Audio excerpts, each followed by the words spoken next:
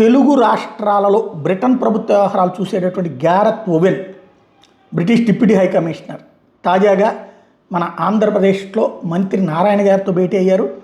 Amaravati growth and infrastructure corporation MD Srinivas కూడా నారాయణ గారు వెంటున్నారు. అమరావతి నిర్మాణ పనులకు సంబంధించి ఓవెన్ అడిగి తెలుసుకున్నారు. మంత్రి నారాయణ ఆయనకి డీటెయిల్గా వివరించారు. ఇప్పుడు అమరావతికి భారీ ఎత్తున స్పందన వస్తుంది. ఆల్రెడీ కన్స్ట్రక్షన్స్ అన్నీ జరిగిపోతున్నాయి. పెద్ద ఎత్తున ఆల్రెడీ సంస్థలన్నీ పెట్టబోతున్నాం.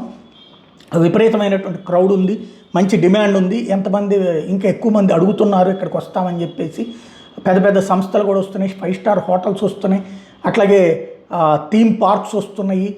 డెవలప్మెంట్ అనేది అద్భుతంగా జరగబోతుంది అన్నటువంటిది ఎక్స్ప్లెయిన్ చేసుకొచ్చారు. ఈ నేపథ్యంలో అమరావతి అభివృద్ధికి ఏపీతో కలిసి పనిచేస్తామని గ్యారెత్ ఓవెన్ హామీ ఇచ్చారట.